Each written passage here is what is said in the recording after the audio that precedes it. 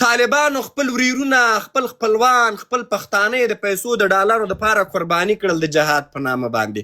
دا اوس راځي هغه د معارف پیسې تا ته درکوي او تا ته ښوونځی جوبونه ډکوي. د کویټې د ټول ملایان دلته وزارتونو کې موجود دي، ځان خبر کوي. دغه پیسې د ټول د کویټې ملایانو جوبونو ته ځي. دغه چې 20 کاله ساتلي دي، دغه ډله چې 20 کاله درته دا ټن مینونه چې درته راوړل د چا په واسطه راوړل؟ دا د ټول د کویټې ملایانو په واسطه باندې دا مینونه دلته راوړل. دغه پیسې چې تا ته ښوونځی خلاصه کړي، په کومه پیسې درته خلاصه کړي؟ دی ورځه ومنله تا سره، زه په اسلام کې ومنله، دا روا دي. دا ښوونځی د کوم ځای نه دا خلاصې کړي؟ ته ما ته ووایه دا پیسې د کوم ځای نه ورکړي دي دې معارف؟ خیر د لږ سوال جواب د مورکې سره وکړه، بیا به ما ته هم بحث سره وکړو په دې باندې. مورکې مهرباني وکړه. سلام علیکم. په کابل کې د خوري سلام فاطمه خوري سړی مشه الیکوزي صاحب د زه پښتنه کوم که دغه کاناډا کې ته ناست او ته یو 2 ورځې دغه دولت ته بوزي او کوټه قلفي دي کې او درته ووایي چې بیا دغلته د میډیا ته رانشي په سیاست کې بیا خبرې ونه کړي، ته به دا جرأت وکړي چې ته بیا راشي بیا به وغږېږي؟ نو ته به په دې سیاست کې به وغږېږي؟ ته مانه خبره یې چې زه یې وړی یم که نه یم وړی؟ ته مانه خبره یې د ما ژوند نه ته خبره یې؟ ته څوک یې؟ ته مانه خبره یې د ما ژوند نه چې ودرېږه صبر وکړو. ته یو دقیقه ودرېږه. کله چې دا سوال ته مانه کوي اجازه زه خبره نه یم، که زه خبره کله نه چې ته زما شخصي ژوند نه خبره نه یې چې زه څومره کاله اوسېږم، زه اسناد لرم زه یې نه لرم، زه په زندان کې یم نه یم، ما زندان تېر کړی نه ده تېر کړی، ما نه بیانیې اخیستې که نه دي اخیستې، دا یوه ځان ته خبره ده. کله چې ته زما ونیسه، کله چې ته زما شخصي ژوند نه خبره نه یې، خورجانې صبر وکړو، ما تا ته ویلې کله چې ته زما د شخصي ژوند نه خبره نه یې، هغه ژوند په دغه ځای کې ما اچوم. او که بیا یې غواړې بیا مهرباني واتساپ دې ما ته راولېږه. صحیح ده، دلته د دې خبره نه ده چې زه تا ته دلته ټول افشا کړم، بیا به زه تا ته ټول هغه شیان ولېږم. زما مطلب که زه حق لرم خبرې وکړم، که زه حق نه لرم، زما څو کاله کېږي دلته یم او په کوم حالاتو کې ما بیا تا ته ټول معلوم سي. بل سوال لرې تاسو مهرباني غوږ ونیسه. ته ما مطلب دا ده چې ته داسې ازادۍ کې اوسېږې، یعنې ته بیا هم د ازادي لرې، راځې خپل غږ پورته کولی شي. زه ازادي نه لرم، افغانانو ښځې چې راووتلې ازادي لرې، بیا هم هغه خبرې ته ځې. زه چې کوم کارونه کوم کاناډا ما پرېږدي چې زه کوم کارونه کوم پاکستان یو مثال وړاندې کو فاطمه خورکې غوږ ونیسه. ما مطلب ما دا ده چې همدغه خویندې راووتلې، همدا خویندې وایي ټولې وخت یې په جیلونو کې واچولې. نو چې خویندې په جیلونو کې اچوي او تا کشکي او تا عام خلک خو زیاتي د مرګ او د ژوبلې نه نور ستړي دي، عام خلک خو نور زیاتي د لوږې نه ناچاره دي، د فقر نه ناچاره دي، د مرګ نه ناچاره دي، نور زیاتي څه وکړي؟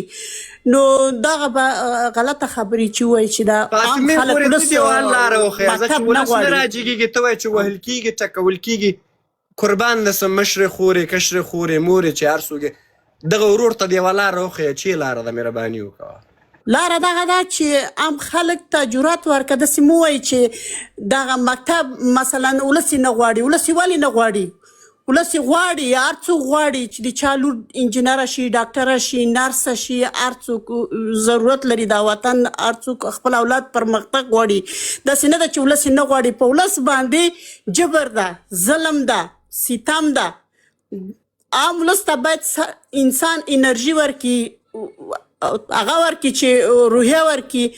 او ته وایې چې نه په اسلام په کوم ځای کې لیکلي؟ اسلام کې لیکلي اقرا، په ووایي چې څومره کولی شي علم وکړي، دانش وکړي.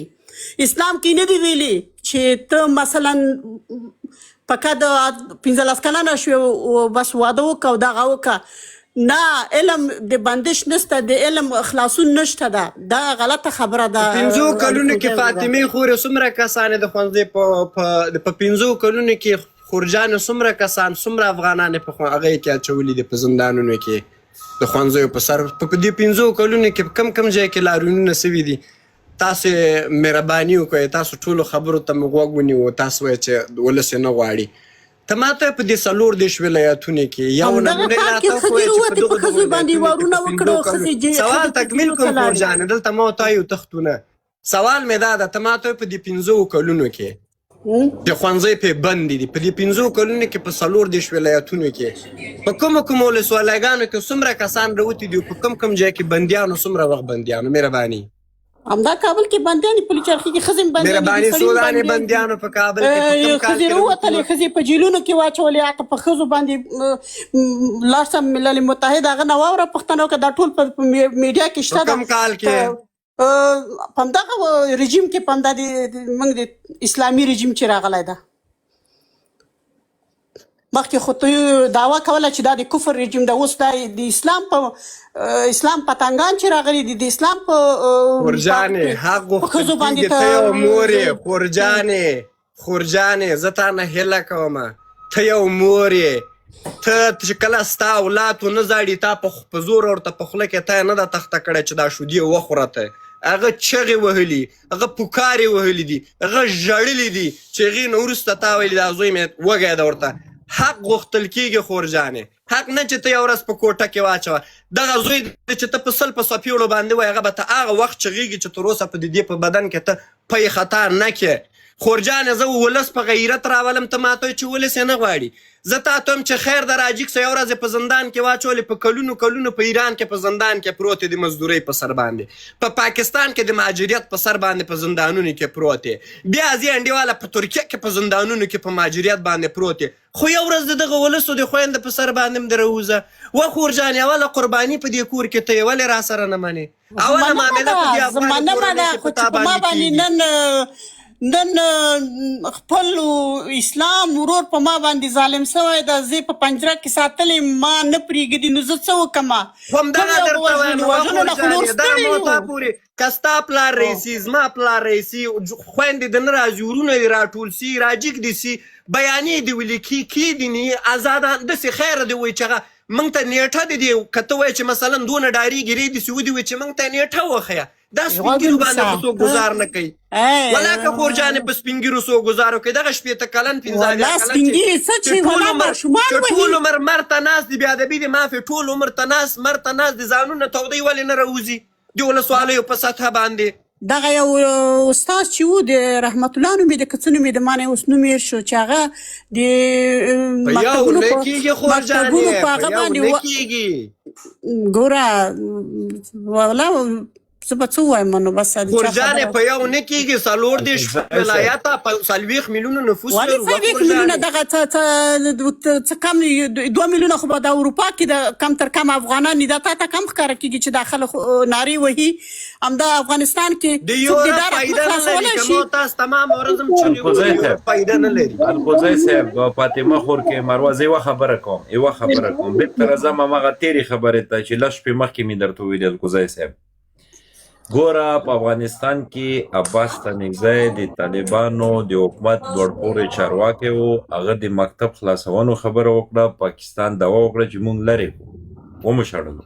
دا یوه مبین د مکتب خبره کړې وه، فضل الرحمن ته توهینامیزم خبرې وکړلې، په جیل یې ورومنډلو، په خپلو کسانو هم رحم نه کوي. زه دا وایم چې دا ټوپک سالاران، دا تش په نوم امارات چې نه امیر معلوم دی، نه ما لیدلی، نه تا لیدلی، پټمخی دی، اوس دغه وسلې په لاس کې دي، ولس هېرولی دی، په ماری ورته پښه ایښي دی.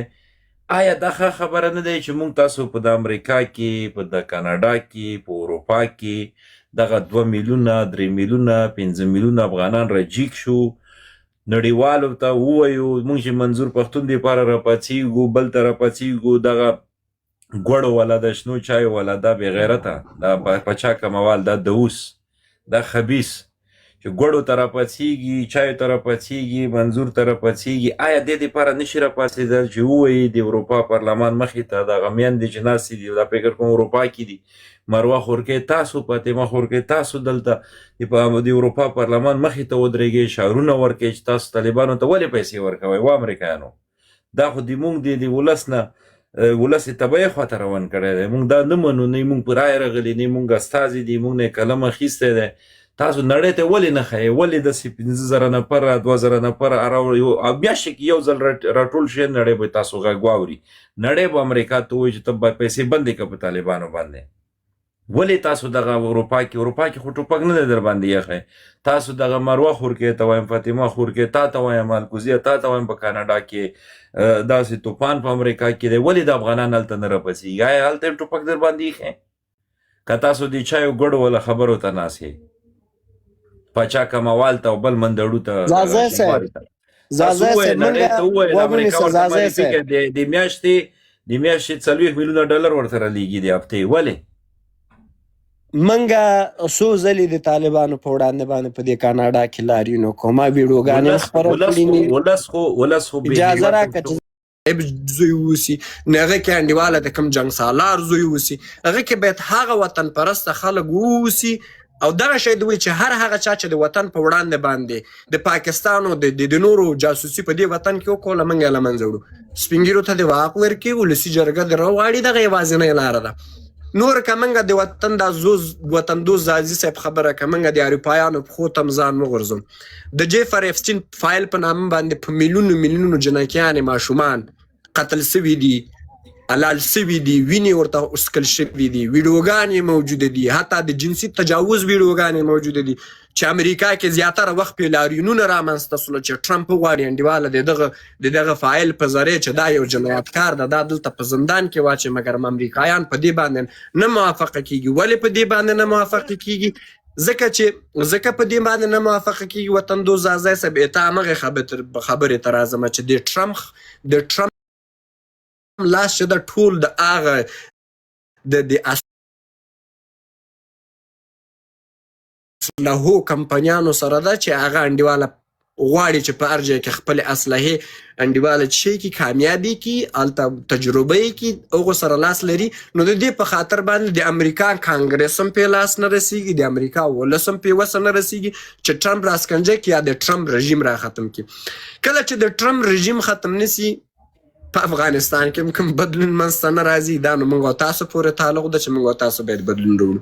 ډېره زیاته مننه د لوی آزاد افغانستان پیل او ډېره زیاته مننه حوصلې نه مو چې دونه وخت مو راته غوږ ونیو ډېره زیاته مننه. مشال صاحب سلام علیکم یو سوال لرم مشال صاحب اوري مشال مهرباني ما شپې خوب لیدل نیکمي مټای خوري شوده چای سره ډیر خوشاله وي دغه کړه تعبیر کې دتا نیکاسي مفتخور مټای خور تیر سوی دا دلته د افغانستان د جغرافیا خبرې کیږي نیکه دی ورکسته غوګونی ستو